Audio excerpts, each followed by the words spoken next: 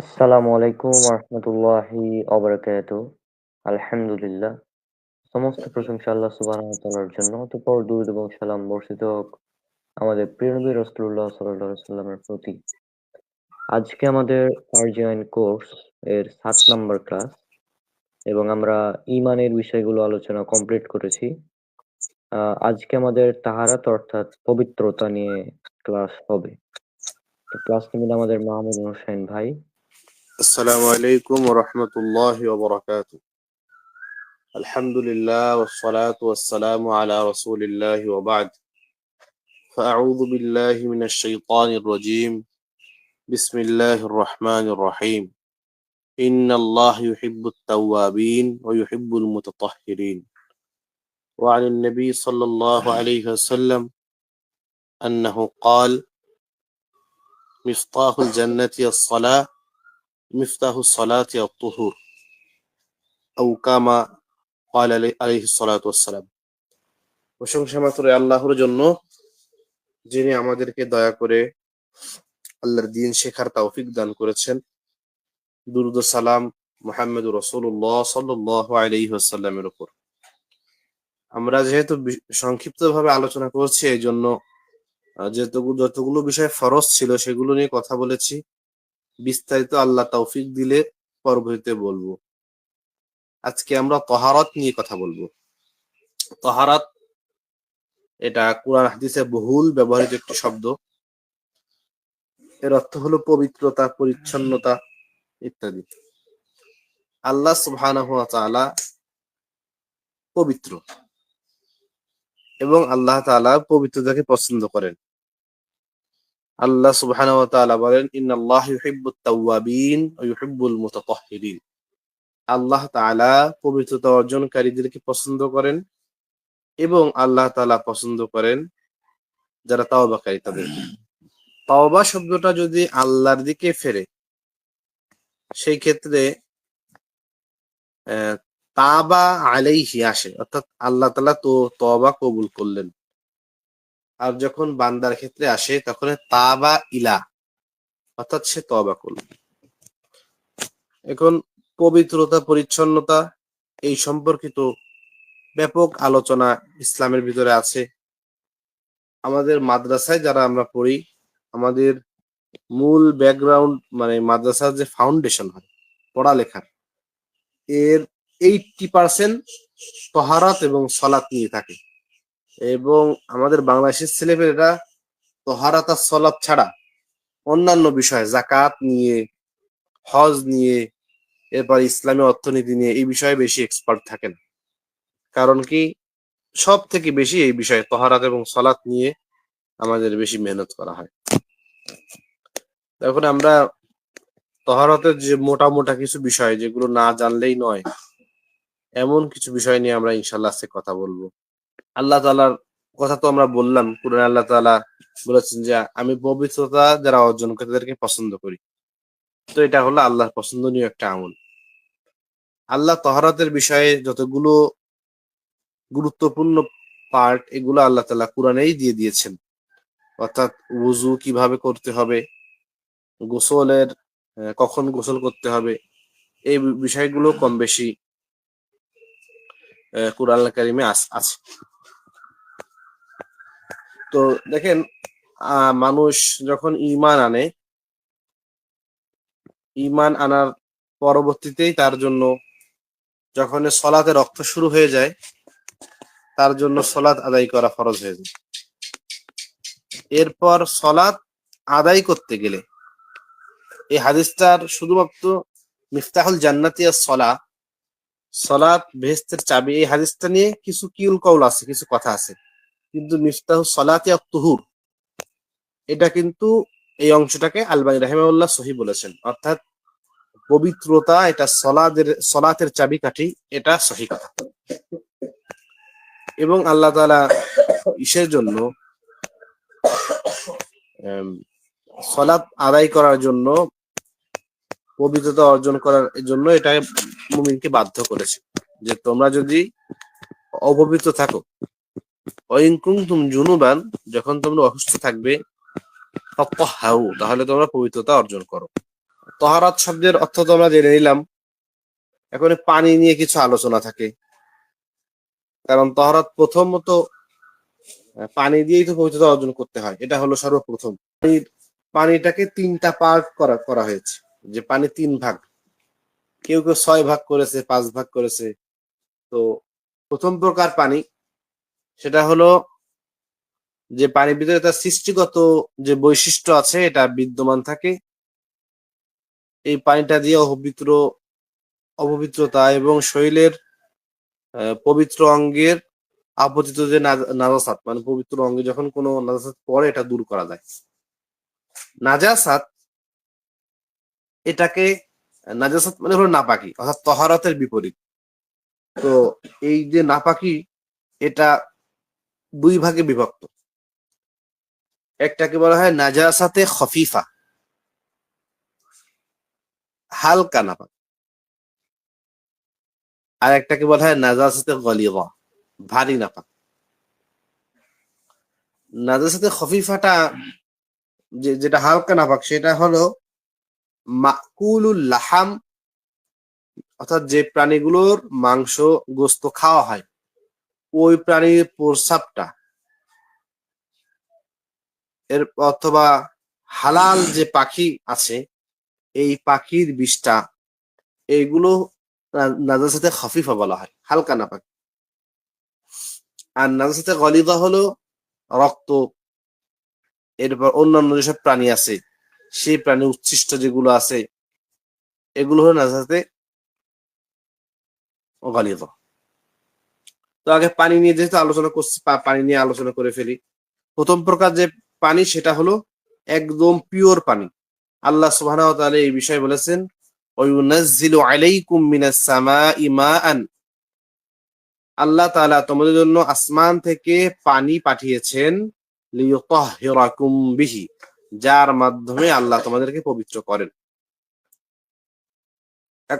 অর্থাৎ এটাকে বলা হয় মায়ে মুতলাক। এই পানির যে বৈশিষ্ট্য এটা আছে এবং এর ভিতরে কোনো নাপাক পানি মিশ্রিত হয়নি। দ্বিতীয় যে প্রকারের পানি,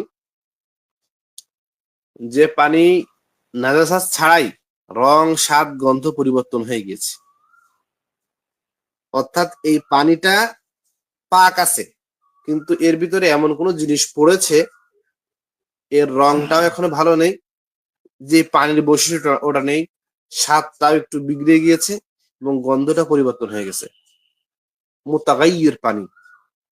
এই পানিটা কেমন? এটা হলো তাহিরুন, এটা পবিত্র, কিন্তু গায়রা মুতাহহিরিন, এ কাউকে পবিত্র করতে পারে না। প্রথম নম্বর পানি, রনক ভাই আপনি থাকেন, প্রথম প্রকার যে হ্যাঁ পানি, হ্যাঁ পানিটাকে বলা জি হয় মায়ে মুতলাক, নির্ভেজাল পানি। অর্থাৎ পানি যেভাবে হয়ে থাকে এটাই, বৃষ্টির যে পানিটা কোনো ভেজাল নেই এর ভিতরে, টিউবওয়েল থেকে যে হ্যাঁ পানিটা আসছে বা পুকুর থেকে যে পানি আসছে, এই পানিগুলো মায়ে মুতলাক। এবং আল্লাহ নবী সাল্লাল্লাহু আলাইহি সাল্লাম বলেছেন যে যদি ইযা কানাল মাউ কুল্লাতাইন লাম ইয়াহমিলিল খাবাস, যদি পানি 2 কুল্লা হয়, কুল্লা বলা হয় বড় আকারের যে মাটির পাত্রগুলো আছে, এরকম 2 কুল্লা যদি হয়, তো এই পানির ভিতরে যদি নাপাক পড়েও যায় ছোটখাটো, সেই ক্ষেত্রেও পানিটার কোনো পরিবর্তন হয় না, যদি পানি পরিবর্তন না হয়। অর্থাৎ বড় ওই দুটো ড্রামের ভিতরে ছোটখাটো কোনো নাপাক পড়ে গেল, সেই ক্ষেত্রে আপনার রুচির বিষয়, আপনি ওই যে উযু করেন না করেন, কিন্তু শরিয়াতের মানদণ্ডে রাসূল সাল্লাল্লাহু আলাইহি ওয়াসাল্লামের সহিহ হাদিস মোতাবেক এই পানিটা নাপাক হয়নি। আর আহনাফ বা হানাফিদের মতে যদি 10 হাত বাই 10 হাত কোনো একটা পুকুর হয়, তো এই পানিটা হলো মায়ে কাসির হয়ে যাবে, মানে অনেক পানি, এখানে যদি নাপাক পড়ে তো সমস্যা হয় না। হাদিসে আরো ছোট, মানে এই যে 2টা কুল্লা বললাম। এরপর 3 নম্বর যে পানিটা, যে পানি অল্প বা বেশি নাজাসাতের কারণে এর কোনো গুণ পরিবর্তন হয়ে গিয়েছে। প্রথমটা হলো একদম পিওর পানি, যেটা টিউবওয়েল, কল, বৃষ্টির পানি, মায়ে মুতলাক, বা আল্লাহ যে শিলা পাঠায়, শিল বরফের মতো, ওইটা গলা পানি, বা সমুদ্রের যে পাহাড়ের বরফ গড়া পানি, এই পানিগুলো একদম পাক পানি এবং এটা নিজেও পবিত্র। তাহিরুন মানে হলো পবিত্র, এবং মুতাহহিরুন পবিত্রকারী। সে নিজেও পবিত্র, অন্যকে পবিত্র অর্জন করাতে পারে। দ্বিতীয় নাম্বার, সে পানির সৃষ্টিগত বৈশিষ্ট্য বিগড়ে গিয়েছে, বয়স হয়ে গেছে, কালার পরিবর্তন, স্বাদ পরিবর্তন। এই পানিটাও পবিত্র, কিন্তু এটা পবিত্রকারী নয়। তাহিরুন গায়রু মুতাহহিরিন। তৃতীয় নাম্বার হলো নাপাক পড়ার কারণে পানি পরিবর্তন হয়ে গেছে। তো এই যে এই পানি নিয়ে কিছু আলোচনা, যে অপবিত্র পানি পবিত্র, অপবিত্র পানি পবিত্র হয়ে যাবে তার পরিবর্তনের কারণে নিজে নিজে দূর হলে বা উক্ত পানি শুকিয়ে ফেললে। অর্থাৎ অপবিত্র পানি একটা পাত্রে আছে, পাত্রটা খোলা জায়গায় আছে, তো পানিটা শুকিয়ে গেছে, তো পবিত্র হয়ে গেল। অথবা যদি অপবিত্র পানি অল্প হয়, তার থেকে অনেক বেশি পবিত্র পানি হয়, এটা একসাথে মিশে গেছে, তাহলে ওই পানিগুলো পবিত্র হয়ে যাবে। আর একটা বিষয় হলো উজুকারী যখন উজু করে, তার শরীর থেকে উজু করার সময় যে পানি লেগে পড়ে যাচ্ছে, উজু করতেছে যে পানি দিয়ে, তার শরীর থেকে স্পর্শ লাগার পর পরই ওই পানিটা তখনই মায়ে মুস্তামাল বা ব্যবহৃত পানি হিসেবে গণ্য হয়। এটাও দ্বিতীয় নম্বর পানির হুকুম। তাহিরুন গায়রু মুতাহহিরিন, পবিত্র কিন্তু কাউকে পবিত্র করতে পারে না। আর একটা বিষয় হলো, যখন কোনো মুসলিম পানির অপবিত্রতা বা পবিত্রতার ব্যাপারে সন্দেহ পোষণ করবে, অর্থাৎ এই যে পানিটা, এই পানিটা কি পবিত্র আছে কি নাই, সেই ক্ষেত্রে সে নিশ্চিত ধারণার উপর ভিত্তি করে পবিত্রতা অর্জন করবে। আর প্রত্যেকটা জিনিসের আসল হলো পবিত্র থাকা, তো সে পানিকে সন্দেহ হলে ওই পবিত্র ধরে উজু করবে। আর আমাদের হানাফি মাযহাবে আছে হলো, এই পবিত্রতা অর্জন করার পরে পানি দিয়ে পরে আবার তায়াম্মুম করে নেবে, তাহলে কোনো সন্দেহ থাকলো না। যখন কোনো পানি যা দ্বারা পবিত্রতা অর্জন করা যায় আর যা দ্বারা পবিত্রতা করা যায় না, এমন কোন পানির সন্দেহে নিবেদিত হবে, তখন অনেক সন্দেহ হয়ে গেছে যে কোনো নিশ্চয়তাই নেই, সেক্ষেত্রে সে তায়াম্মুম করবে, কারণ আল্লাহ তাআলা তো অপশন দিয়েছে তায়াম্মুম করা। আর যখন কোনো পবিত্র কাপড় অপবিত্র বা হারাম কাপড়ের সাথে সন্দেহে নিবর্তিত করবে, তখন ইয়াকিনের উপর ভিত্তি করবে এবং সেই কাপড় দ্বারা কেবলমাত্র একটি সালাত আদায় করবে, একবারই। অর্থাৎ যদি কাপড় নাপাক থাকে, তো দুটো অপশন থাকে, হয় সে উলঙ্গ হিসেবে হয়ে নামাজ পড়বে, না হয় নাপাক কাপড়ে। তো বুখারীর ভিতরে একজন তাবেঈর কওল আছে, যে আমার কাছে, তার নাম মনে নেই, কিন্তু এটা বুখারী তালিকান উনি সনদ ছাড়া এনেছেন, যেহেতু হাদিস নেই এই জন্য। উনি বলেছেন যে আমার কাছে নাপাক অবস্থায় কোনো কাপড় পরে নামাজ পড়া বেশি উত্তম উলঙ্গ অবস্থায় নামাজ পড়া থেকে। যখন কোনো পবিত্র কাপড়, এটা তো বললাম। এখন পবিত্রতা দুই প্রকার বলছিলাম না, শরিয়াতে জি পবিত্রতা দুই প্রকার। একটা জি হলো যাকে বলা হয় অপবিত্রতাকে তো নাজাসাত বলে, আর হ্যাঁ পবিত্রতাকে তহারত বলে। তো এটা হলো অপ্রকাশ্য, যেটা দেখা যাচ্ছে না। আমার গোসল ফরজ হয়েছে, বা এখন নামাজ পড়ার জন্য আমাকে আমাকে উজু করা লাগবে, তো উজু যে আমার জন্য এখন ফরজ নামাজের জন্য, এটা তো দেখা যাচ্ছে না, এটা অপ্রকাশ্য। একে তহারাতুল হুকমিয়া বলে, হুকুমগত নাপাক, হাদাসের জন্য হয় এটা। আরেকটা পবিত্রতা হলো, যেটা হলো আমার গায়ে অপবিত্রতা লেগে গেছে ডাইরেক্ট,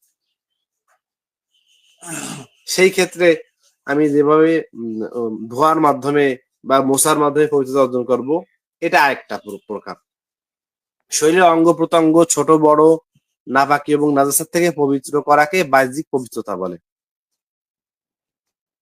ও, তো ফিকা বিষয়গুলো হলো এটা হলো বাহ্যিক বিষয়, অর্থাৎ ফিক ইমান যেহেতু ভিতরে থাকে, ফিকার বিষয়ে কোনো গোপন থাকবে না, মারেফাতে কোনো বিষয় থাকবে না, একে প্রকাশ্য বলতে হবে।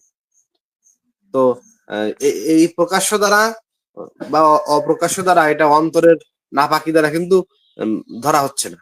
এটা যেই পবিত্রতাটা দেখা যাচ্ছে না সেটাকে অপ্রকাশ্য নাপাকি বলা হচ্ছে। এটা উম তো প্রকাশ্য পবিত্রতাকে ফিকের বিষয়, প্রকাশ্য যে বিষয় যা সলাতে বাহ্যিক ভাবে উদ্দেশ্য এটি। তো এই পবিত্রতা দুই প্রকার, একটা পবিত্রতা অর্জন করতে হাদাস থেকে। হাদাস হাদাস কাকে বলা হয়? আল্লাহ নবী সাল্লাল্লাহু আলাইহি ওয়াসাল্লাম বলেছেন যে লা ইয়াকবালুল্লাহু সালাতান মান আহদাসা ওয়া লাম ইয়াতাওয়াদ্দা। যে ব্যক্তি হাদাস হয়েছে এবং ওযু করেনি তার আগে তার নামাজ আল্লাহ তাআলা কবুল করবেন না। হাদাস কাকে বলে? যেই নাপাকিটা দেখা যাবে না। আমি তো বলে দিলাম, গোসল ফরজ হওয়া, উযু ফরজ হওয়া, তায়াম্মুম করার প্রয়োজন কিন্তু করছি না, যেগুলো দেখা যাচ্ছে না, আমার শরীরে লেগেও নেই, এগুলো হলো হাদাস। এগুলো থেকে যখন দূর করবো এগুলোকে, তো আমি তহরাতে হুকমিয়া অর্জন করলাম। আর একটা হলো খবাস বা নাজাসাত, অর্থাৎ নাপাকি কোনো জিনিস দৃশ্যমান যেটা দেখা যায়, সেটা প্রস্রাব বলেন, পায়খানা বলেন, বমি বলেন, এই যে বিষয়গুলো, এগুলো হলো খবাস বা দৃশ্যমান নাপাকি। তো প্রথমে আমরা হাদাস নিয়ে, অর্থাৎ বড় যে নাপাকি, উজু গোসল, এগুলো নিয়ে কথা বলবো। তো এই হাদাস থেকে পবিত্রতা অর্জন করার তিনটা মাধ্যম। একটা হলো সব থেকে বড় পর্যায়ে, সেটা হলো গোসল করা। এবং এই গোসল করার প্রয়োজন হলো পাঁচটি বিষয়। পাঁচটি বিষয়ের কোনো একটা বিষয় যদি কোনো মানুষের হয়, সেই ক্ষেত্রে তার গোসল করা লাগে। এই আয়াতটা তহারাতের যতগুলো বিষয় আছে আল্লাহ সুবহানাহু ওয়া তাআলা এই আয়াতে কমপ্লিট করেছেন। ওযু, গোসল, তায়াম্মুম, এর সবকিছু এই একটা আয়াতের ভিতরে আছে। আলহামদুলিল্লাহ। গোসল এটা হলো হাদাস দূর করার প্রথম মাধ্যম হলো গোসল। তা আল্লাহ সুবহানাহু ওয়া তাআলা প্রথমে এখানে ওযু নিয়ে আলোচনা করেছেন। ওয়াইন কুনতুম জুনুবান, আল্লাহ তাআলা বলেছেন যদি তোমরা নাপাকি থাকো ফাত্তাহহারু, তাহলে ভালো করে পবিত্রতা অর্জন করো। এই ফাত্তাহহারুর ব্যাখ্যায় প্রত্যেক মুফাসসির বলেছেন এখানে ভালো করে পবিত্রতা অর্জন করা বলতে গোসল বুঝিয়েছেন। এবং মানুষ উযু যখন কারো না থাকে সেই ক্ষেত্রে তাকে জুনুবি বলা হয় না, তাকে বলা হয় যে গয়রু মুতাওয়াদ্দি, উযুহীন। কিন্তু জুনুব একটা ব্যক্তি হয় যখন সে তার গোসল ফরজ হয়, তাকে জুনুবি বলা হয়, জুনুবি। তো এখানে গোসলের বিধান এইটুকু আল্লাহ তাআলা বলেছেন। ওয়াইন কুনতুম জুনুবান, যখন তোমরা নাপাক হবে অর্থাৎ গোসল ফরজ হবে, তখন ফাত্তাহহারু, ভালোভাবে পবিত্রতা অর্জন করবে অর্থাৎ গোসল করবে। তো পাঁচটি কারণে মানুষের গোসল করা ফরজ হয়। এই পাঁচটি কারণ আমি আপনাকে উল্লেখ করছি। সর্বপ্রথম হলো স্বপ্নে বা জাগ্রত অবস্থায় উত্তেজনাবশত বীর্যপাত হওয়া। এটা স্বপ্নে হোক, অর্থাৎ স্বপ্নে মানে স্বপ্ন দোষ ছাড়া এমনি স্বপ্নের ভিতরে মানে ঘুমে আসা ওই অবস্থায় তার বীর্যপাত হয়ে গেছে উত্তেজনাবশত, হয়তো বা না হয় এমনি কোনো অবস্থায় সে কোনোভাবে বীর্যপাত করে ফেলছে, এই এক নম্বর কারণ, এর জন্য তার গোসল ফরজ হয়। দ্বিতীয় নাম্বার হলো স্বপ্ন দোষ হলে। স্বপ্নে আপনি কিছু দেখেন না দেখেন, যদি আপনি বোঝেন যে আপনার কাপড়ে নাপাকি লেগে গেছে, সেই ক্ষেত্রে আপনার গোসল ফরজ। স্বপ্নে দেখেন না দেখেন, দুইটা বিষয় গেল। তিন নাম্বার হলো যদি কোনো নারী বা স্ত্রী তাদের গোপন অঙ্গকে একত্রিত করে। হাদিসের ভিতরে আল্লাহ এভাবে বলেছেন ইদা ইলতাকাল খাতানান, যখন দুইটি অঙ্গ একত্রিত হবে, ফা ওয়াজাবাল গসলু, তো তখনই গোসল করা ওয়াজিব হয়ে যাবে। এইটুকু অনেকে মনে করে যে হয়তো শুধুমাত্র বীর্যপাত হলেই, বীর্যপাত যদি না হয় সেই ক্ষেত্রে গোসল ফরজ হয় না স্বামী স্ত্রীর, কিন্তু এই বিষয়টা সঠিক না। এই তিনটা সবার জন্য, যে স্বপ্নে বা জাগ্রত অবস্থায় বীর্যপাত হওয়া, সহবাস করা, অথবা স্বপ্নদোষ হওয়া, এই তিনটা বিষয়, এটা পুরুষ মহিলা সবার ক্ষেত্রে এই তিনটা জিনিসের কোনো একটা হলে তাদের গোসল করা লাগবে। বাকি যে দুইটা বিষয়, এই দুইটি শুধুমাত্র আমাদের মা বোনদের জন্য খাস। তার একটা বিষয় হলো হায়েজ হওয়া। হায়েজ মানে হলো আপনার আমার আমাদের মা বোনদের মাসিক, আল্লাহ তাআলা একটা প্রক্রিয়া আছে যার মাধ্যমে শরীরের দূষিত রক্তগুলো শরীর থেকে বের হয়ে যায়। এটা মাসে 3 দিন থেকে 10 দিন পর্যন্ত স্থায়ী হতে পারে। এর কম বেশি যদি হয় তাহলে এটাকে মাসিক ধরা যাবে না, এটাকে কোনো একটা রোগ ধরতে হবে। তো হায়েজ হওয়ার কারণে তাদের যখন হায়েজ হয়, এর পরবর্তীতে সালাত আদায় করার জন্য তাদের গোসল করা লাগে। সেই ক্ষেত্রে তার গোসল তার জন্য ফরজ।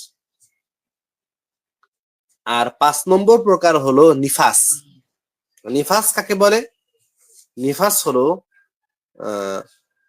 সন্তান জন্ম দেওয়ার জন্য আমাদের মা বোনরা তখনই, সন্তান যখন পেটে আসে এর পর থেকেই তাদের মাসিক বন্ধ থাকে, অর্থাৎ তারা আর অসুস্থ হয় না, রক্তপাত হয় না। আল্লাহ সুবহানাহু ওয়া তাআলা তাদের নারীকে এবং বাচ্চা নারীকে এক করে দেন, ওই রক্ত দিয়ে আল্লাহ রক্তর মাধ্যমে খাবার তৈরি করে দেন বাচ্চার। এই জন্য ওই 6-7 মাস ধরে রক্তপাত হয় না, মাসিক হয় না। তো যখন সন্তান জন্মগ্রহণ করে তখন একসঙ্গে সকল রক্ত বের হয়ে যায় 6-7 মাসের। এই যে সময়টা, এটাকে নিফাস বলে। আর এই নিফাসটা 40 দিন পর্যন্ত হতে পারে। 40 দিন পর্যন্ত হওয়া শর্ত না, সর্বোচ্চ 40 দিন। এর বেশি যদি হয় তাহলে এটাকে রোগ ভাবতে হবে, মনে করতে নেফাস না। তো হায়েজ আর নেফাস, এটা আপনি একটু ক্লিয়ার করে দিন তো ভাই, কতটুকু? জি। তো হাইজ এবং নিফাস বলতে, হাইজ যেটা সেটা হচ্ছে যে মেয়েদের মেয়েদের যেটা হচ্ছে প্রতি মাসে প্রায় 28 দিন পর পর বা এরকম টাইম যেটা হয় আর কি, তাদের শরীরের দূষিত রক্তগুলো যেগুলো বের হয়ে যায়। হ্যাঁ, এটা 3 থেকে কয়দিন, 10 দিন সর্বোচ্চ। 10 দিন সর্বোচ্চ। হ্যাঁ, 3 থেকে 10 দিন স্থায়ী হতে পারে। সাধারণত 5-6 দিন হয়, প্রায় জি। সাধারণত যেটা। হ্যাঁ, তো এটা মূলত হাইজ। এই ক্ষেত্রে মানে এ সময় নামাজ পড়া নিষিদ্ধ। পরবর্তীতে যখন হাইজটা মানে শেষ হয়ে যাবে তারপরে নামাজ পড়ার জন্য গোসল করা এমনি ফরজ হবে। নামাজ কাজা শর্ত হ্যাঁ, না, কাজাও করা। হ্যাঁ, হ্যাঁ। আর নিফাস হচ্ছে সন্তান জন্ম হওয়ার পর যে আর কি 40 দিন পর্যন্ত প্রায় স্থায়ী থাকে। মানে জি। সন্তান যখন পেটে থাকে তখন আর কি হাইজটা বন্ধ হয়ে যায়। তো এই সময়ের যে অদূষিত রক্তগুলো থাকে সেগুলো একসাথে বের হয়ে যায়। তো সেটাকে নিফাস বলা হয়। হুম, ঠিক আছে? এই যে হ্যাঁ, এই 5টি বিষয় কোন একটা হলে তার জন্য গোসল করা জরুরি, পবিত্রতা অর্জন করার জন্য। এখনো কিছু জি, কুসংস্কার আছে। হুম, আমাদের মানে বেশিরভাগ বাঙালিরা, তারা হুম, অনেকে এরকম নিয়ত করে যে এক রাত্রে আমি এক একবারের বেশি একাধিকবার আমি স্ত্রীর সঙ্গে সময় কাটাবো।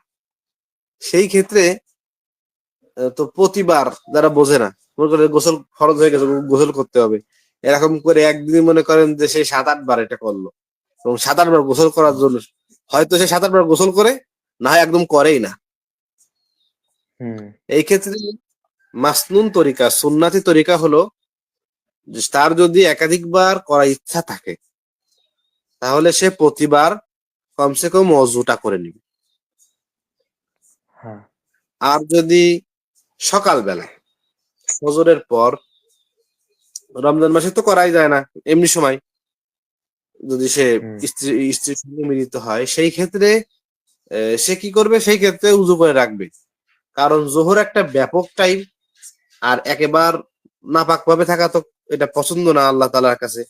আল্লাহ তাআলা পবিত্রদেরকে পছন্দ করেন। সেই ক্ষেত্রে কমসে কম সে উজু করে রাখবে গোসলের আগ পর্যন্ত। কারণ এই সময় যেহেতু কোনো নামাজ ফরজ নেই, ফজর থেকে জোহর পর্যন্ত, এই সময় এভাবে থাকা কিন্তু কোনো সমস্যা না। কিন্তু সমস্যা হলো আল্লাহ তাআলা পবিত্রতাকে পছন্দ করে। এটা হলো গোসল সংক্রান্ত। এখন এই গোসলের যে পদ্ধতি বলা হয়েছে, গোসলের জন্য তিনটা জিনিসকে ফরজ করা হয়। এই তিনটা জিনিস সর্বনিম্ন করতে হবে। আর ইমাম শাফি রাহিমাহুল্লাহ উনি নিয়াতকে, বিসমিল্লাহ বলাকে, এগুলোকে উনি আবার এর সঙ্গে ধার্য করেন প্রত্যেকটা বিধানের জন্য। হুম তো মূল যে বিষয়টা সেটা হলো তিনটা বিষয় গোসলের জন্য। একটা হলো কুলি করা, অর্থাৎ গড়গড়িয়ে কুলি করা সুন্দরভাবে। রমজান মাস হলে এরকম করবে না, এমনি সময় করবে। দ্বিতীয় নাম্বার হলো নাকের ভিতরে পানি দেওয়া, ওই 2 নাম্বার।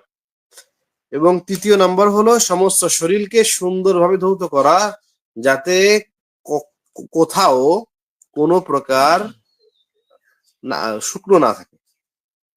এই তিনটি হলো গোসলের ফরজ। এই তিনটি বিষয়ের কোনো একটি যদি না হয়, না করে, সেই ক্ষেত্রে তার গোসল সহি হবে না। এটা হাদিসের দৃশ্যটা আমি আপনাকে ধারাবাহিকভাবে বলে দিলাম। এখন আমি প্র্যাকটিক্যাল, আমি কোনো ধারাবাহিকতা বাদে একটা মুসলিম কিভাবে গোসল করবে সেটা আমি আপনাকে বলে দিচ্ছি। প্রথমে গোসলের জন্য নিয়াত করবে। এরপর 2 হাত কবজি পর্যন্ত ধুবে, প্রস্রাব পায়খানার রাস্তা পরিষ্কার করবে। এরপর শরীরের কোনো স্থানে নাপাকি থাকলে তা ধুবে। এরপর উজু করবে।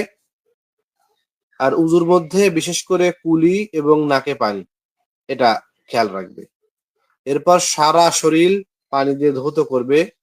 পানি জমে থাকায় এমন অবস্থায় যদি সে গোসল করে, অর্থাৎ যেখানে গোসল করছে এক সাইডে পানি জমা আছে, সেখানে সে দাঁড়ানো, সেই ক্ষেত্রে গোসল সেরে সর্বশেষে পা ধৌত করবে।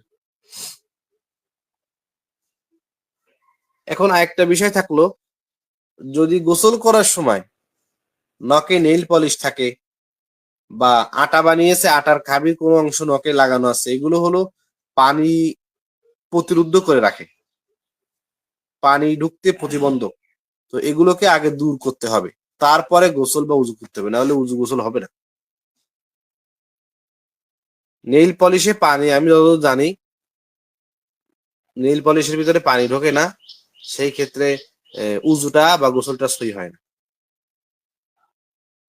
গোসল করার সুন্নতি তরিকা আমরা এটুকুই বুঝলাম, যে নিয়াত করবে, নিয়াত করার পরে বিসমিল্লাহ বলে 2 হাতের কবজি পর্যন্ত ধৌত করবে। অর্থাৎ উজুর যে বিষয়গুলো আছে, জি উজু করবে, হ্যাঁ এটা হলো, এগুলো কিন্তু একটা জরুরি না, কিন্তু আপনার এই যে তিনটা বিষয় বললাম, এই তিনটার কোনো একটি না হলে কিন্তু তার উজুটা, তার গোসলটা হবে না, সহি হবে না। হ্যাঁ অর্থাৎ কুলি করা, নাকে পানি দেওয়া এবং সমস্ত শরীর ধৌত করা, এটা সে করবে। কিন্তু বিসমিল্লাহ বলা, নিয়াত করা, উজুটা পুরো পরিপূর্ণ করা সুন্নাতের মতো, মাথাকে মাসাহ এবং পা ধোয়া বাদে অন্য সবগুলো করে ফেলবে। হুম, হুম। তো এই আচ্ছা এই আমি আর একটা কথা বলি।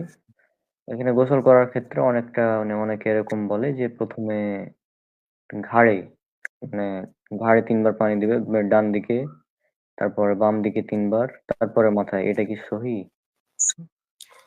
সহি বলতে কি, দেখেন, আল্লাহ নবী হ্যাঁ সাল্লাল্লাহু আলাইহি সাল্লাম, উনি হাদিসের ভিতরে আছে যে আল্লাহ নবী ইউহিব্বুত তায়াম্মুন, উনি ডান দিক থেকে সব কাজকে পছন্দ করতেন। হ্যাঁ তো সেই ক্ষেত্রে যদি কেউ ডান দিক থেকে করে তো ভালো কথা।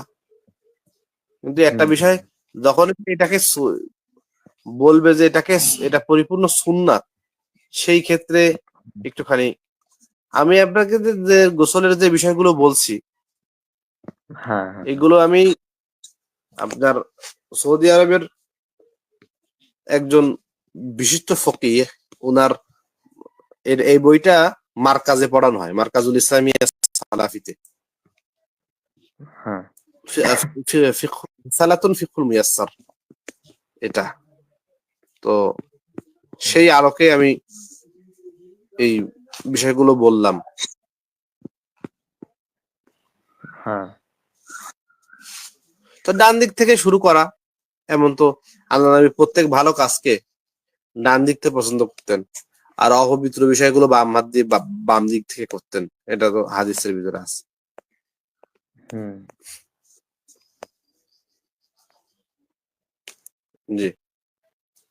আচ্ছা, তো এর পর পবিত্রতা অর্জন করার দ্বিতীয় নম্বর যে মধ্যম দ্বিতীয়, সেটা হলো উজু করা।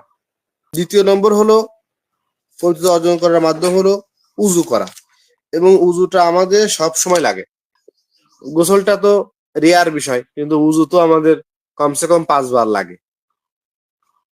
এই জন্য উজু উজুর বিষয়টা আমাদের জানার, উজু আমরা কিভাবে করব এটা আল্লাহ তাআলা স্পষ্টভাবে কোরআনেই বলে দিয়েছেন। আমাদের আহনাফদের একটা বিষয় হলো শুরুতে, এই এই সূরাটা শুরুতে, মানে আয়াতটা শুরুতে আল্লাহ ওনারা একটা উসুল আছে। আহনাফ যখন আমি বলবো আপনি বুঝবেন যে আমি হানাফি মাযহাবের কথা বলছি। তো আহনাফদের নিকট হলো কোন ফরজ সাবেত হওয়ার জন্য কোরআনে থাকা লাগবে, না হলে সেটা ফরজ হবে না।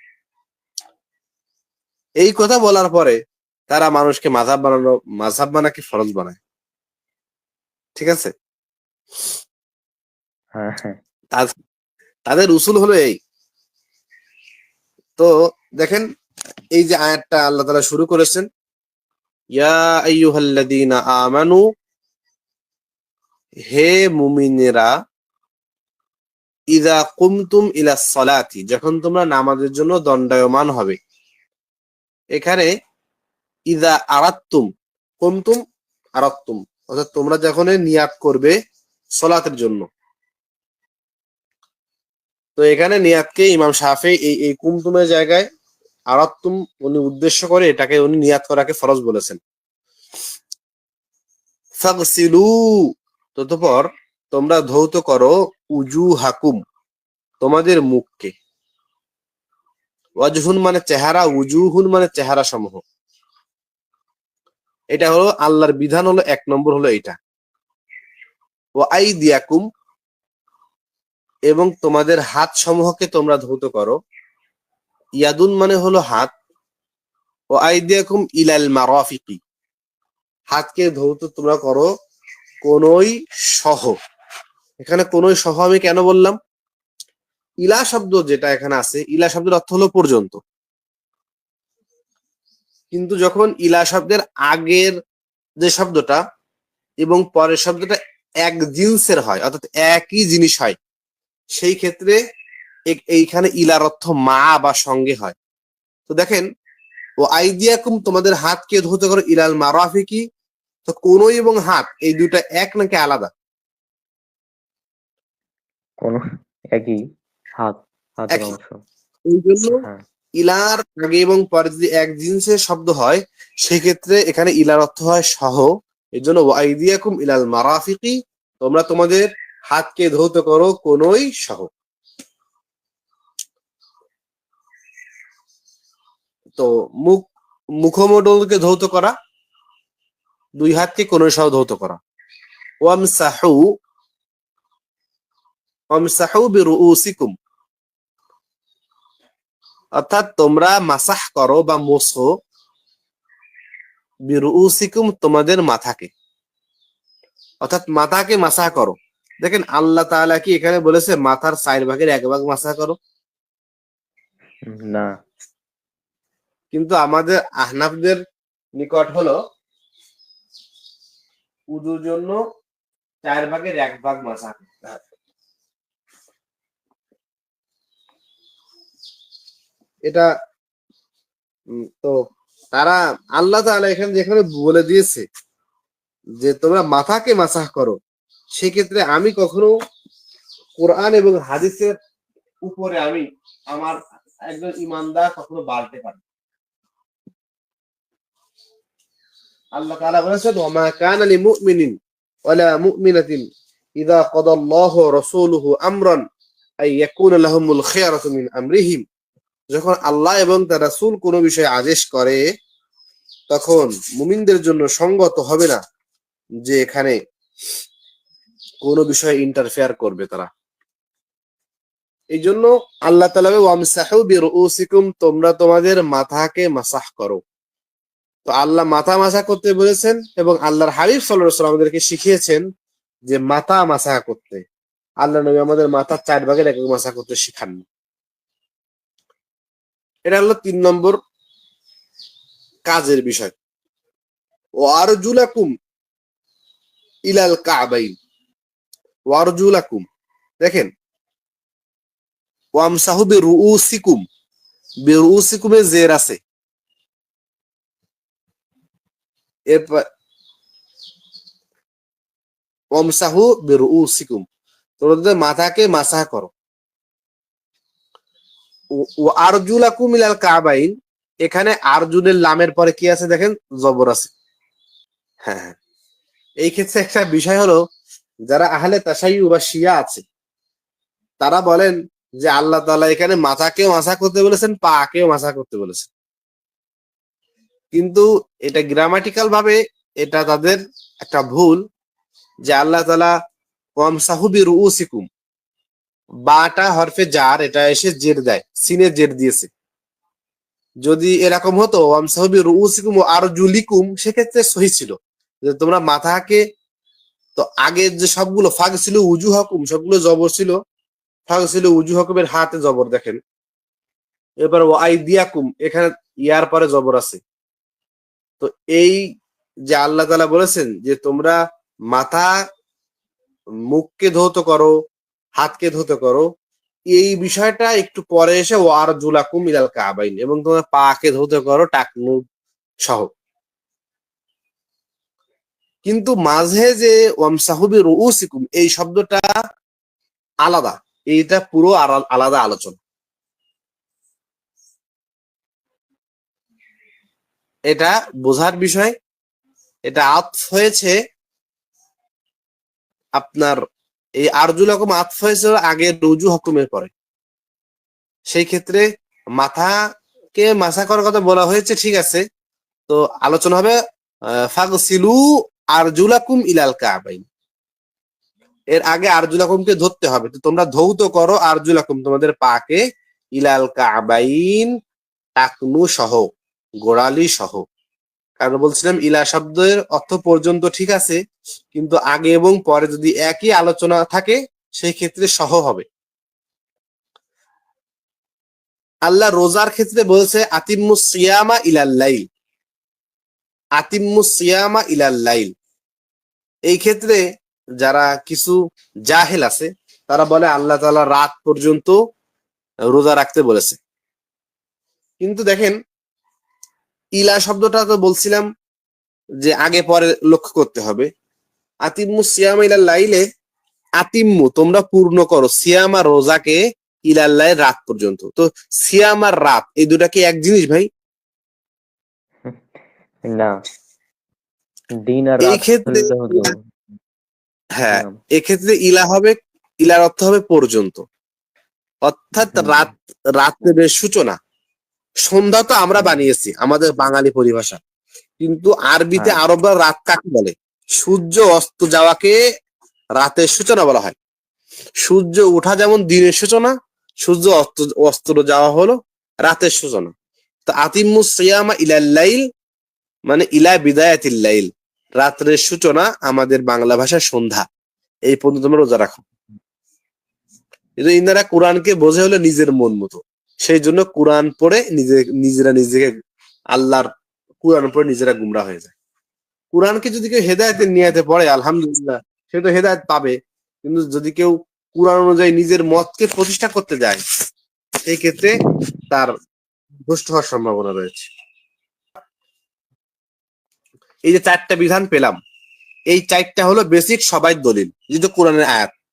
ইমাম শাফি রাহিমাহুল্লাহ ওনার মতে বিসমিল্লাহ বলা ফরজ, কারণ আল্লাহ তাআলা হ্যাঁ নবী বলেছেন, হাদিসটা আবার সনদগতভাবে জয়ীফ, যে লা ওযুআ লিমান লাম ইয়াযকুর ইসমাল্লাহ, তার কোনো উযু নেই যে আল্লাহর নাম নেয়নি।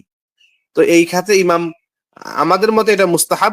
ইমাম আহমদ রাহিমাহুল্লাহ এই ক্ষেত্রে সবথেকে বেশি, যদি আপনি আমার কাছে জিজ্ঞাসা করেন ভাই, আমি দেখছি আপনি উসুলের ক্ষেত্রে শাফেই, তো উসুলের ক্ষেত্রে হ্যাঁ যদি মনে করেন যে সবথেকে বেশি সহি কারা, ইনসাফের দাবি যদি রাখে, যেহেতু আমি 4 মাযহাবেরই ছাত্র, 4 মাযহাবের কম বেশি লেখাপড়া করেছি কিতাবাদি, তো যারা আহমদ বিন হাম্বল রাহিমাহুল্লাহ অনুসারী, হুম, ইনারা বলে যে লাসনা মুকাল্লিদাল লিশাফিঈ ওয়ালা আহমাদা ওয়ালা আহমাদিন, আমরা আহমদকে এবং শাফেইকে মুকাল্লিদ হিসেবে মানি না।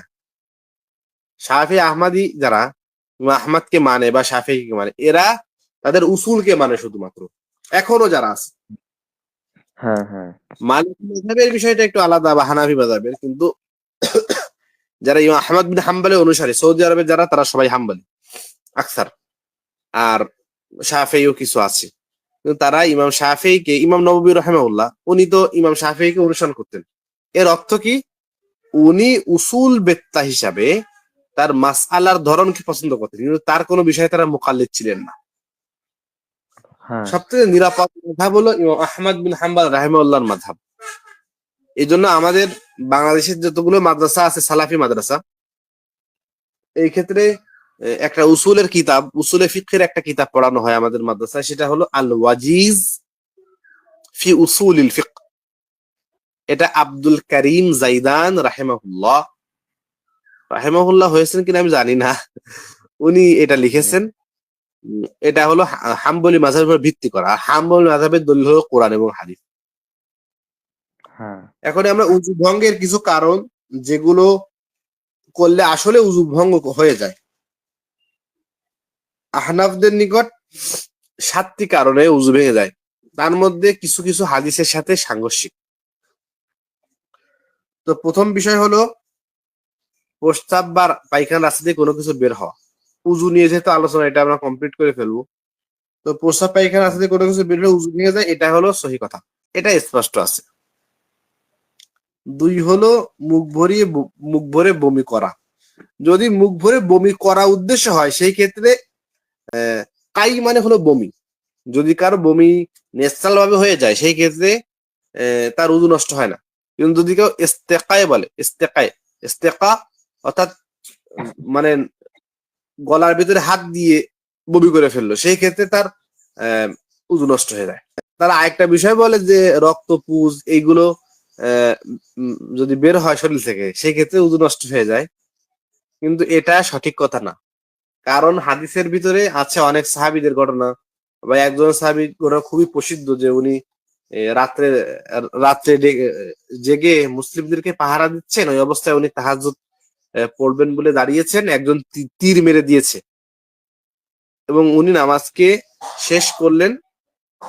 নামাজ শেষ করার পর তার শরীরে রক্ত লাগানো ছিল। এই হাদিসটা যখন মৌলানা জাকারিয়া সাহেব রাহিমাহুল্লাহ দেওবন্দি, উনি যখন ব্যাখ্যা করতেছেন ফাজাইল আমল, উনি বলছেন কি ওই সাহাবী ইমাম শাফিঈর মতকে গ্রহণ করেছেন। আমি মানে অবাক হয়ে গেলাম যে সাহাবীরা ইমাম ইমাম শাফিঈর মত গ্রহণ করলো। এটা হলো বিষয়, যে হুম, যদি তার রক্ত বের হয়, সেক্ষেত্রে তার আসলে নামাজ নষ্ট হয় না। কেউ নামাজ ছেড়ে দিয়ে উযু করে, এটা তার বিষয়। 4 নম্বর হলো থুতুর সাথে রক্তের ভাগ সমান বা বেশি হওয়া, এটা একই বিষয়। এতেও কোরআন এবং সহিহ হাদিসের আলোকে এতে তার উযু নষ্ট হয় না। 5 নম্বর হলো ঘুম পড়ে ফেলা, একদম ডাইরেক্ট ঘুম। যদি কেউ এমন ভাবে ঘুম পড়ে ফেলে, সেই ক্ষেত্রে ঘুমের কারণে তার উযু নষ্ট হয়ে যায়। ঘুমের কারণে উযু নষ্ট হয়ে যায়, কিন্তু তন্দ্রার কারণে ঘুম ঘুম ভাব আসা, এক দুইবার ঝিমটি আসা, সেই ক্ষেত্রে তার ওযু নষ্ট হয়ে যায়।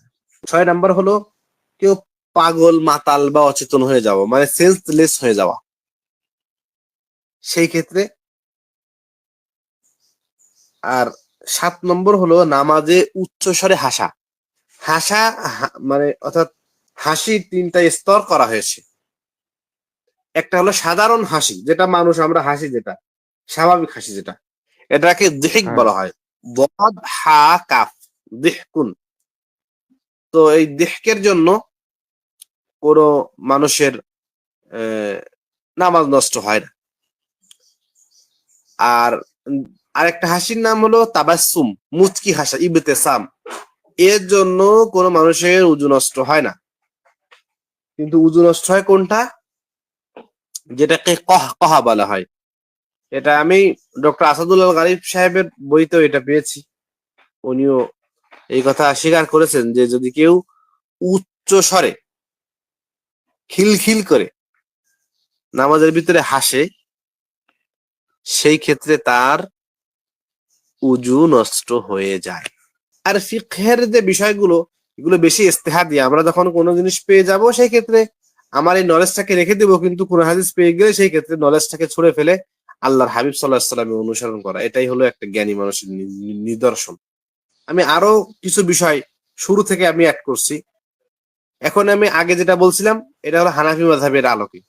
এখন যেটা বলতেছি এটা হলো ডক্টর গারিম সাদলান, ওনার একটা গবেষণা অনুবাদ পাতে বলছে। উনি কে ছিলেন? উনি সৌদি আরবের একজন বিচক্ষণ আলেম আর কি।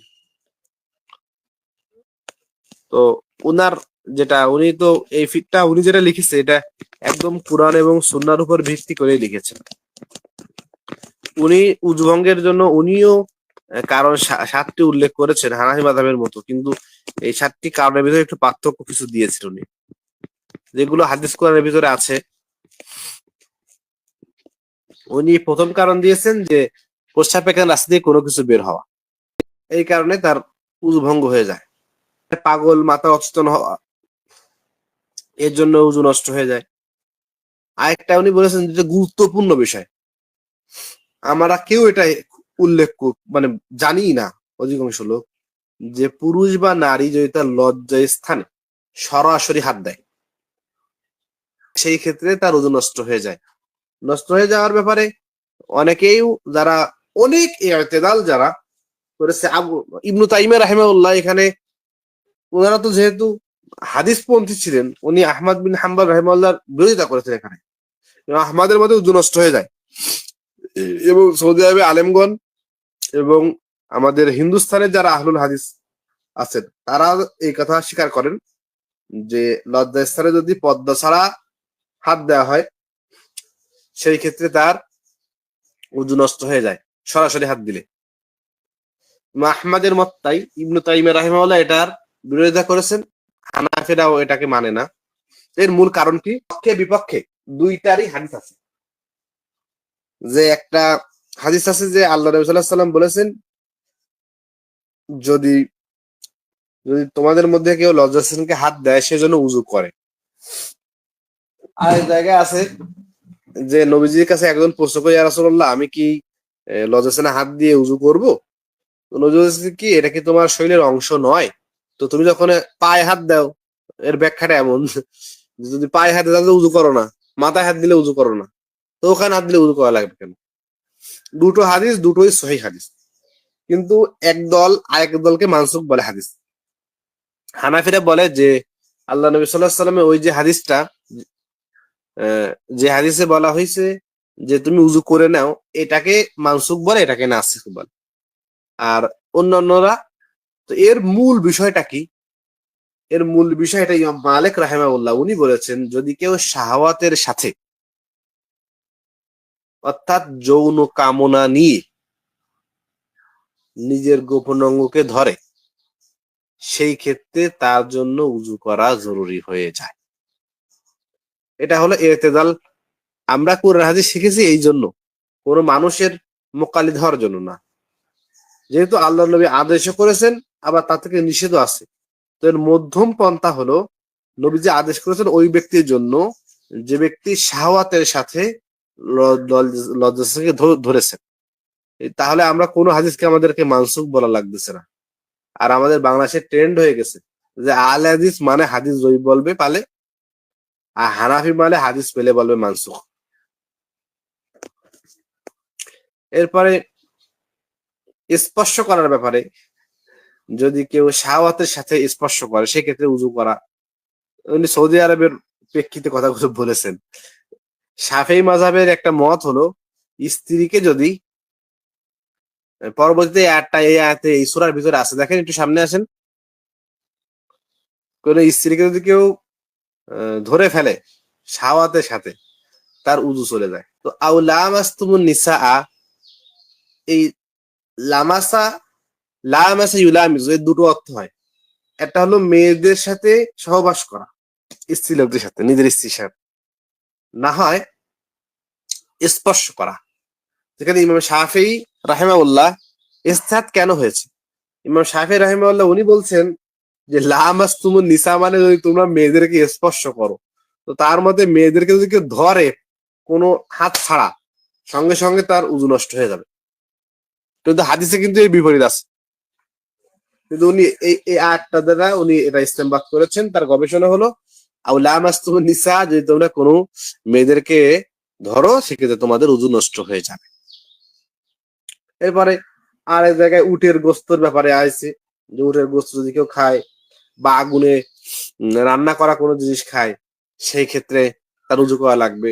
তো একজন সাহাবী এই কথা শুনে বলে যে তাহলে যদি কেউ গরম পানি দিয়ে উযু করে তার হুকুম কি হবে? তো তারপর সে চুপ থেকে যায়। যাই হোক, মূল যে বিষয় হলো উযু ভঙ্গের কারণ হলো মা ইয়াখরুজু মিনাস সাবিলাইন, প্রস্রাব এবং পায়খানা রাস্তা দিয়ে কোনো কিছু বের হওয়া, এটা হলো মূল কারণ। এবং এর সাথে আশেপাশে কারণগুলো যা আছে, তো উযু নষ্ট হওয়ার কারণ হলো এটাই। 3 নম্বর হলো তায়াম্মুম, মানে উযু গোসলটা হইছে ওয়াইন কুনতুম মারদা, যদি তোমরা অসুস্থ হও, আও আলা সাফারিন, অথবা সফরের ভিতরে থাকো। সফরের বিষয় নিয়ে একটুখানি কিছু বিষয় চলে আসবে, যে আমাদের বাংলাদেশে সফর, হাদিস কোরআনে সফরের ভিতরে কিছু পার্থক্য আছে। সফরের জন্য হাদিসের ভিতরে নবী সাল্লাল্লাহু আলাইহি সাল্লাম কোন বিষয় নির্ধারণ করে দেননি যে সফরে এত সময় হলো সফরের জন্য দূরত্ব। অর্থাৎ যেখানে গেলে আপনাকে মনে হয় যে আমার কষ্ট হয়েছে, সফর হওয়া দরকার, এটাই হলো সফর। শরিয়াত যেখানে ম্যাপ কোনো নির্ধারণ করে দেননি, এই জন্য আমরা এটাকে একটা বিষয় যে এত মাইল বা এত কিলোমিটার, এটাকে নির্ধারণ আমরাও করব না। সফরের জন্য শর্ত হলো আসলে যাকে সফর বলে। আমাদের যদি এমন হয় যে সফরের ব্যাপারে সালাত কসর করা, এটা তো সালাতের অধ্যায়ে আসবে। তো সালাত কসর করা আমাদের সহিহ হাদিস অনুযায়ী বোঝা যায় এটা হলো জায়েজ। আবু হানিফা রাহিমাহুল্লাহর মতে এটা হলো ওয়াজিব, কসর না করলে সে গুনাহগার হয়ে যাবে। আমি দেখেছি আরবের অনেক ইমাম, সৌদি আরবে তারা পাকিস্তানে আসছে বা ভারতে আসছে, এসে ওনারা সলাৎকে তুল করেছে, মানে পূর্ণ সলাৎ পড়িয়েছে। তো এটা জায়েজ। আর আল্লাহর কোরআনের আয়াত অনুযায়ী বোঝা যায় যে সফরের ভিতরে সলাৎকে কসর করা জায়েজ, এটা জরুরি না, এটা ওয়াজিব না। কারণ আল্লাহ বলেছেন ওয়াইন কুনতুম ফাইদা দরাবতুম ফিল আরদ, যখন তোমরা জমিনের ভিতরে সফর করবা, ফালা জুনাহা আলাইকুম, তোমাদের জন্য গুনাহ হবে না, আন তাকসুরু মিনাস সালাত, যদি তোমরা নামাজকে সংক্ষিপ্ত করো। তো আল্লাহ কিন্তু বললি তোমরা নামাজকে সংক্ষিপ্ত করো, এটা বলিনি। আল্লাহ বলেছেন ফালা জুনাহা আলাইকুম, তোমাদের জন্য কোনো গুনাহ হবে না, আন তাকসুরু মিনাস সালাত, যদি তোমার নামাজকে সংক্ষিপ্ত করো, ছোট করো। অর্থাৎ 4 রাকাতের সালাত গুলোকে 2 রাকাত করে পড়া, এবং 3 রাকাত গুলো 3 রাকাতে পড়া। তো দুটা বিষয় বলেছেন এখন তায়াম্মুম নিয়ে, যদি তোমরা অসুস্থ থাকো অথবা সফরে থাকো, আও জাআ আহাদুম মিনকুম মিনাল গায়িত, অথবা আও জাআ আহাদুন, অথবা তোমাদের কেউ যাবে, মিনকুম মিনাল গায়িতি, পায়খানায় যাবে, টয়লেটে যাবে, অর্থাৎ টয়লেট থেকে তোমরা কেউ এসেছো। আও লামাসতুমুন নিসা, অথবা মহিলাদের সাথে মিলামেশা করেছো। এখানে ইমাম শাফিঈ রাহিমাহুল্লাহ ইস্তেহাটা যদি নেওয়া হয় সেই ক্ষেত্রে ওই সৌদি আরবের মতো জ্বালায় পড়ে যাওয়া লাগবে। তারা হজে যাওয়ার সময়ও যারা শাফিঈ আছে তারা মহিলাদেরকে বড় মোটা কাপড় পরায়। কারণ কি, মেয়েদেরকে হাত দিলে তো উযু ভাঙ্গে যাবে, তাহলে তো শুধু তাওয়াফ করতে হবে, এক একবার উযু করা লাগবে। সেই জন্য এই আয়াতটাকে আমরা লামাসার অর্থ আমরা এখানে সহবাস নিই এবং এটাই বেশি সহি। ফালাম ইয়াজিদু, অর্থাৎ এই সহবাস করা শেষ বা ইস্তেঞ্জা থেকে এসেছো, তোমার জন্য উযু করা, নামাজ পড়বা তুমি, সেই ক্ষেত্রে কি ফালাম তাজিদু মা আন, তোমরা পানি পাচ্ছ না, তোমরা পানি পাচ্ছ না কিন্তু তোমরা সফর থেকে এসেছো। ফাতায়াম্মামু, তাহলে তোমরা তায়াম্মুম করো। কি দিয়ে করবা? সাঈদান তাইয়্যিবা, সাঈদান তাইয়্যিবা, পবিত্র মাটি দিয়ে, পবিত্র মাটি দিয়ে তোমরা তায়াম্মুম করবে। আর এবং কি করবা? দেখেন এই তায়াম্মামু শব্দ, তায়াম্মুম শব্দের অর্থ হলো নিয়াত করা। এই জন্য তায়াম্মুমের জন্য নিয়াত করা অন্তরে পরেরটা, এর আগে শব্দ সাঈদানের আগে ফাতায়াম্মামু। হ্যাঁ হ্যাঁ হ্যাঁ, তো ফাতায়াম্মামু তোমরা নিয়াত করো তায়াম্মুমের। তায়াম্মুমের জন্য নিয়াত করা কিন্তু আরকান, ফরজ আর কি। সাঈদান তাইয়্যিবা, অর্থাৎ পবিত্র মাটি দিয়ে তোমরা তায়াম্মুম করার নিয়াত করো। পরবর্তীতে ওয়ামসাহু, তোমরা মাসাহ করো, বিওয়ুজুহিকুম ওয়া আইদিকুম মিনহু, তোমাদের মুখমণ্ডলকে এবং তোমাদের হাত সমূহকে তোমরা এর মাধ্যমে মাসাহ করো। এটা হলো তায়াম্মুম। তো তায়াম্মুম কখন আমরা করব? আল্লাহ তো তায়াম্মুমের বিধানটা দিলেন, জন্য কি আমার আমার জ্বর হয়েছে বলে আমি তায়াম্মুম করব? কতটুকু বিষয়, সেটা হলো যে পানি থাকবে না। এক নম্বর হলো পানি এখানে নেই, তো ওখান থেকে আনতে গেলে আমার রক্ত চলে যাবে। এটা আমাদের বাংলাদেশে হয় না সাধারণত। পানি থাকা সত্ত্বেও ব্যবহারের অপারগ, এটা আমাদের হয়, যে যারা জলতাঙ্ক হয়, কুকুরে কামড়ায়, ডাক্তারে পানি ব্যবহার করতে নিষেধ করে সেই ক্ষেত্রে। 3 নাম্বার হলো যদি পানি ব্যবহার করা হয় তো সে আরো অসুস্থ হয়ে যাবে। 1 নম্বর তার পানি নাই। 2 নম্বর হলো পানি আছে কিন্তু ব্যবহার করতে অপারগ হওয়া। পানি ব্যবহার করলে উল্লেখযোগ্য ক্ষতি হওয়ার আশঙ্কা থাকে। এই 3টা কারণ যদি থাকে সেই ক্ষেত্রে সে তায়াম্মুম করতে পারবে। আর তায়াম্মুমটা যেমন ভাবে উজুর জন্য তায়াম্মুম করা যায়, উজু ফরজ হয়েছে আমি তায়াম্মুম করতে পারবো, তেমন ভাবে গোসল ফরজ হয়েছে আমার, সেই জন্য আমি তায়াম্মুমই আমাকে করতে হবে যদি আমি গোসল করতে না সক্ষম হই। কিন্তু গোসলের বদলে আমি আবার উজু করতে পারবো না। তো আল্লাহ তাআলা এই বিধানগুলো বান্দাদের জন্য দিয়েছেন। তায়াম্মুমের পদ্ধতিটা আমরা সংক্ষেপে বলি। প্রথমে হলো পবিত্র মাটি নেওয়া, আর চেষ্টা করব যে শুধুমাত্র মাটি আমরা নেওয়ার চেষ্টা করব। মাটি ছাড়া অন্যান্য যে বিষয়গুলো আছে সেগুলো হাদিস অনুযায়ী স্পষ্ট না, অথবা পাথরের পরে যদি হানাফি মাযহাবে অন্যান্য বিষয়গুলোকেও নেওয়া হয়, যে বালু, ইট, পাথর, এগুলো, তো এগুলোর উপরে যদি মাটি থাকে সেই ক্ষেত্রে তো আলাদা কথা, কিন্তু সাধারণত মাটি দিয়েই আমরা তায়াম্মুম করব। আল্লাহ সুবহানাহু ওয়া তাআলা স্পষ্ট যে শব্দগুলো বলেছেন এটার পরে আমল করা আমাদের জন্য উচিত। বা প্রথমে পাক মাটি নিব, পাক মাটি নিয়ে একবারে এই পাক মাটিতে আমি হাত দিব, হাত মারব। এরপরে মাটিটাকে নিয়ে ফু দিব।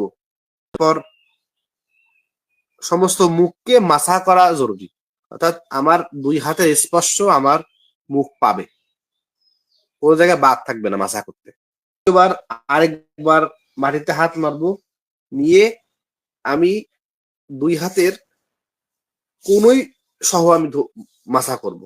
কোনোই সহ যদি মাসা করি সেই ক্ষেত্রে আমার তায়াম্মুমের হক আদায় হয়ে যাবে, ফরজ আদায় হয়ে যাবে। আর সমস্ত হাত ধোয়া, এখানে হাতকে মাসা করা, সমস্ত হাত, এটা জরুরি না। হাদিসের ভিতরে আছে আল্লাহ নবী একজন সাহাবীকে বলছেন তোমার জন্য এইটুকুই যথেষ্ট যে তুমি মাটিতে স্পর্শ করবা এবং তোমার দুই হাতকে কাফ অর্থাৎ এই সহ হাতের গোড়ালি এইটুকু তুমি তালু সহ উপরে নিচে তুমি মাসা করে ফেলে, এটা যথেষ্ট। আর যদি সমস্ত কেউ করে সেটা তার জন্য জায়েজ হতে পারে, কিন্তু সুন্নাতে আল্লাহ নবী এইটুকুই বলেছেন। أولا ينوي تيمم، ثم يسمي، ثم يضرب الأرض الطهور بيديه مبسوطتين، ثم يمسح وجهه بباطن أصابعه عرضا، ويمسح راحتيه بكفيه ضربة واحدة. هذا هو صفة التيمم الموجزة. এরপরে আমরা তহারত বিষয়ক যে আলোচনাগুলো আমাদের সমাজে রায়েজ আছে এবং কুরআন সুন্নাহ বিরোধী, এইগুলো আমি একবারেই বলে দিচ্ছি। এটা আমি সংগ্রহ করেছি আমাদের খুলনার গর্ব শেখ প্রফেসর EHM শামসুর রহমান। উনি খুব আমাদের ব্যাপক একজন বড় জ্ঞানী লোক, বড় শায়েখ। উনি সরকারি BL কলেজ, আপনি খুলনার হয়তো নাম শুনেছেন,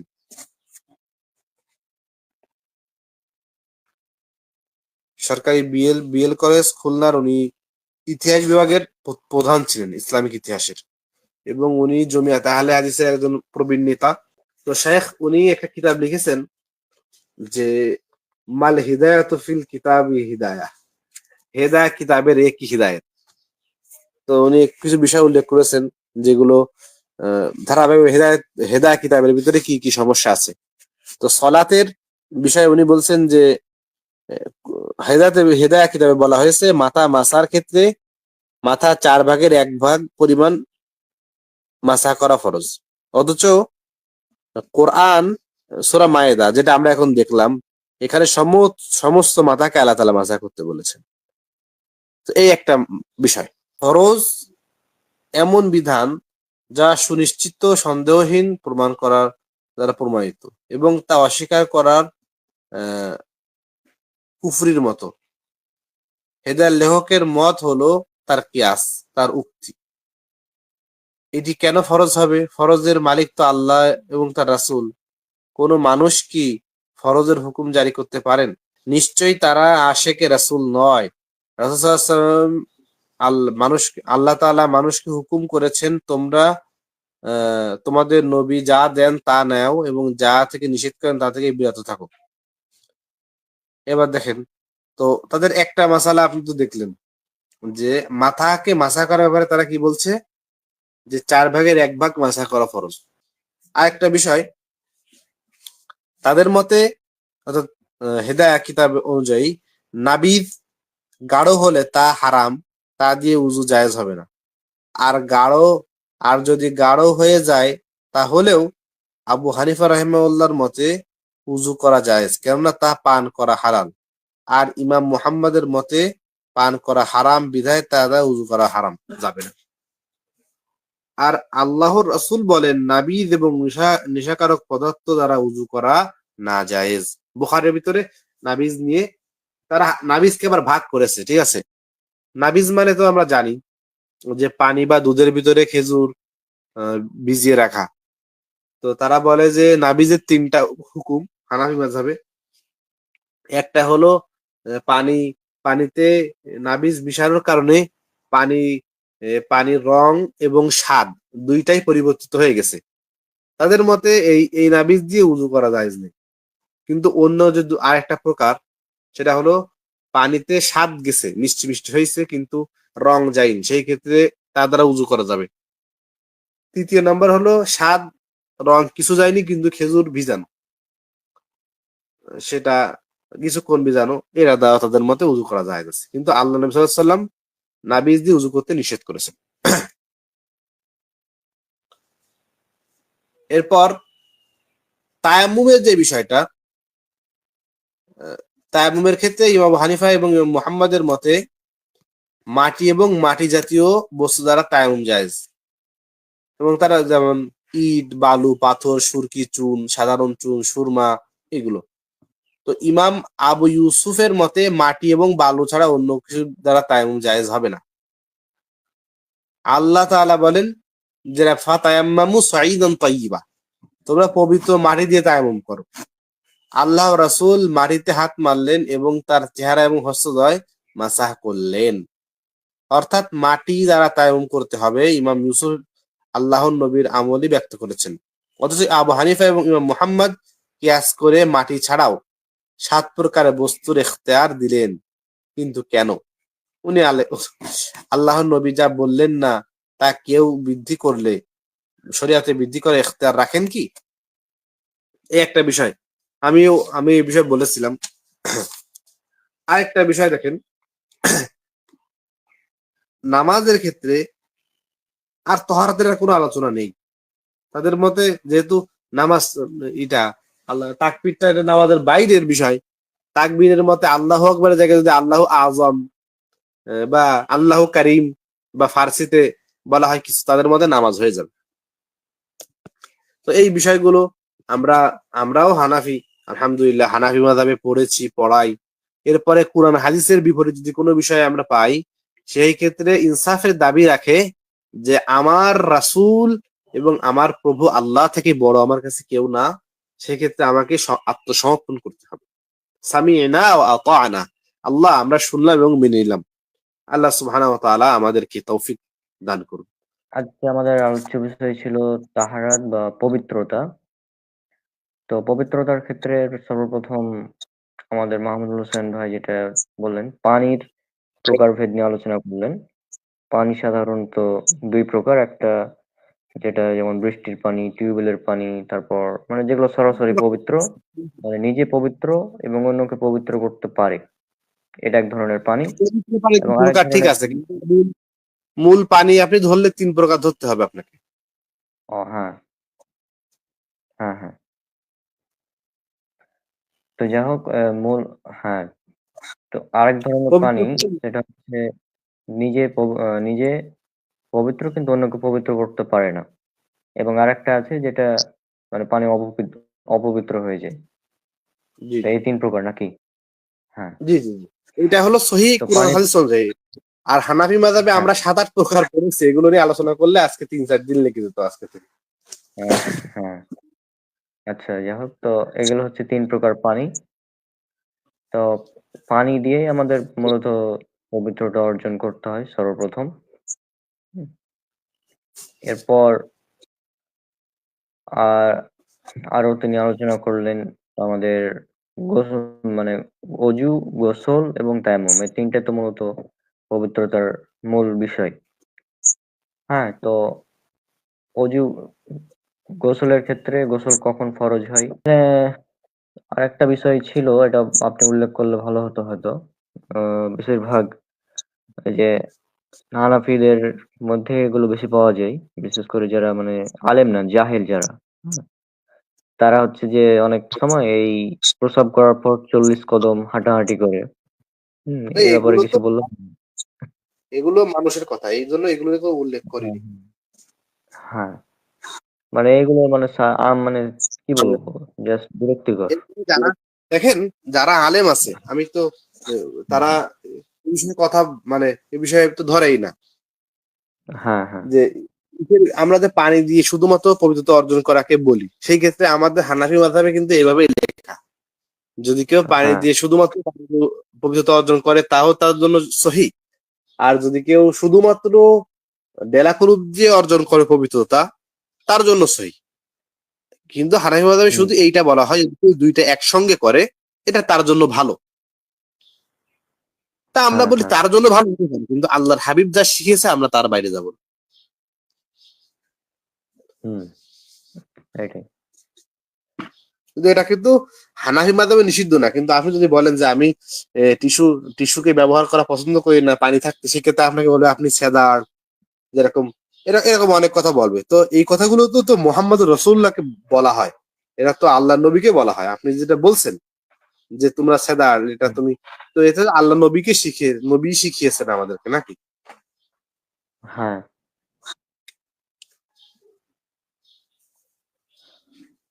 আচ্ছা। জি। তো গোসল ফরজ হওয়ার ৫ টি কারণ তিনি উল্লেখ করলেন। সর্বপ্রথম সেটা হচ্ছে যে রাত্রে স্বপ্নের মধ্যে অথবা স্বপ্ন ছাড়াই মানে যেকোনো উত্তেজনার কারণে হতে পারে। যদি বীর্যপাত হয় তাহলে গোসল ফরজ হবে। তারপর স্বপ্নদোষ হলে স্বপ্নদোষ আর এটা কি একসাথে পড়বে না এটা আলাদা হবে? না, এটা আলাদা। এটা আলাদা। স্বপ্নদোষ আলাদা আর এটা আলাদা হবে। আচ্ছা। ২টা হলো। ৩ নাম্বার হচ্ছে স্ত্রীর সহবাস করলে এক্ষেত্রেতে মানে ছেলে-মেয়ে উভয় সেম। এই ৩ টি কারণ। আর ২ টি কারণ হচ্ছে শুধুমাত্র মেয়েদের জন্য। সেটা হচ্ছে ১ নাম্বার হচ্ছে হায়েজ, ২ নাম্বার নিফাস। তো এই ৫ টি কারণে গোসল ফরজ হবে। গোসল ফরজ হবে। তারপর তিনি গোসল ফরজের পদ্ধতি উল্লেখ করলেন। ফরজ গোসল করার পদ্ধতি। সর্বপ্রথম নিয়ত করতে হবে। তারপর বিসমিল্লাহ বলতে হবে। আর এরপর আচ্ছা আমি এটা বলে রাখি আপনাকে তাহলে নেক্সট ক্লাস যেহেতু সলাৎ সম্পর্কে নাকি? আগামীকাল? যে দুটো পয়েন্ট তো না হুম। করলে মনে হয় হবে না। চেষ্টা করবে এক পর্বে করার, না হলে। হ্যাঁ, আর ২ টা আপনি হোক তো বা ৩ সলাৎ অনেক পারদর্শী। আমি শুধু বিষয়গুলো বলবো, আপনি দলিলগুলো পরবর্তীতে লাগিয়ে লাগিয়ে দিবেন, হ্যাঁ? আচ্ছা, ইনশাআল্লাহ চেষ্টা করব। আর সলাতের আগে আরেকটা বিষয় বলে রাখা ভালো। সেটা হচ্ছে যে আমার সমাজে এখনো প্রচলিত অনেকেই বলে এটা। হ্যাঁ? এটা আগামীকাল আপনি ক্লিয়ার করবেন ১ম এই। যে মুখে নাওয়াইতুন বলে নিয়ত পড়ে। হ্যাঁ? এটা কি জি, জি। হানাফি মাযহাবের কোনো গ্রন্থে আছে কিনা এ বিষয়ে আপনি বেশি ভালো জানবেন। এই না, নিয়তগুলো। না, না। জি, তো এটা আগামীকাল ক্লাসে আপনি ১ম এ উল্লেখ করবেন। হুম? জি। না, নামাজের অনেকে পদ্ধতির বলে ক্ষেত্রে আগে হ্যাঁ, হ্যাঁ। নামাজের ফরজ ওয়াজিব এগুলো নিয়ে আলোচনা করব। তো এরপরে যখন হ্যাঁ, নামাজের পদ্ধতি আলোচনা করব, মানে কালকে হুম, আলোচনা করবো হলো নামাজ পড়ার যে পদ্ধতি, কয়টা ফরজ কয়টা ওয়াজিব, নামাজ ভঙ্গের কারণ, এগুলো বলবো। আর কালকে হ্যাঁ, পরের দিন হলো প্র্যাকটিক্যাল নিয়ে আলোচনা বলবো। তো প্র্যাকটিক্যালের দিন ওইটা বলে দেবো একদম। হ্যাঁ, আর সেটাই। আমি একজনের মানে নামাজ পড়া একটা ভিডিও পেয়েছি, একটা সহি হাদিস অনুযায়ী। ওই ভিডিওটা আমি দেবো, হ্যাঁ, আপনি ভিডিওটা চালাই দিতে পারবেন না ক্লাসের ভিতরে? হ্যাঁ, চালানো যাবে। আপনি আগেই দেওয়ার চেষ্টা করুন ভিডিওটা। ডাউনলোড করা থাকলে ভালো হবে। মানে ভালো চলবে। ঠিক আছে, ঠিক হুম, আছে। আচ্ছা। হ্যাঁ, এটা হলো কালকে তো মানে পরের দিন অনেকে প্র্যাকটিক্যাল। হুম, হ্যাঁ, হ্যাঁ। মানে অনেকে বলে যে হানাফিরা এভাবে নিয়ত পড়ে কিন্তু আমরা পড়ি না। মানে হানাফি মাযহাবের নামে চালায় আরকি। অনেক ভুলভাল জিনিস।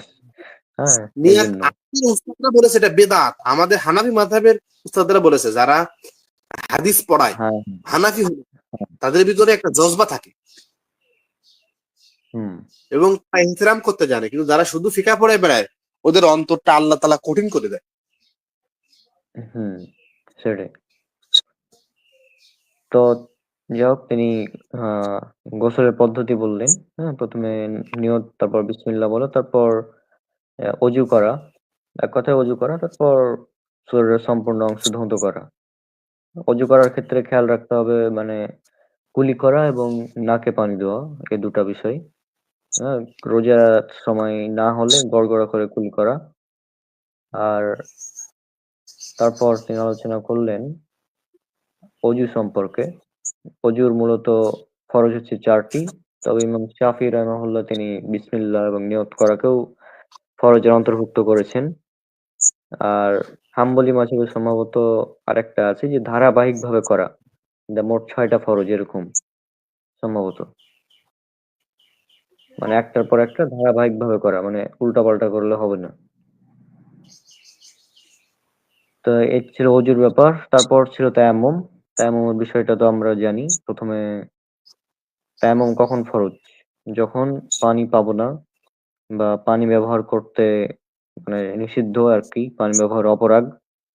আর এছাড়া যদি পানি আছে কিন্তু পানি যদি ব্যবহার করি তাহলে আমার অসুস্থ হওয়ার সম্ভাবনা বেশি। বা যে অসুস্থ থাকলে অসুস্থটা আরো বেড়ে যাবে। এরকম। এই কয়েকটা ছিল তায়াম্মুমের ব্যাপার। এরপরে এইগুলোই আলোচনা ছিল আরকি। তো আজকে আমাদের ৭ নাম্বার ক্লাস পবিত্রতা নিয়ে হলো এবং আগামী ৮ এবং ৯ ২ টি ক্লাস হবে আমাদের সলাতের উপর। তো আগামী 2টি ক্লাস দেখার আমন্ত্রণ জানিয়ে আজকে আমরা বিদায় নিচ্ছি। ইনশাআল্লাহ দেখা হবে পরবর্তী ক্লাসে। সবাই আমাদের জন্য দোয়া করবেন। আসসালামু আলাইকুম ওয়া রাহমাতুল্লাহি ওয়া বারাকাতুহু।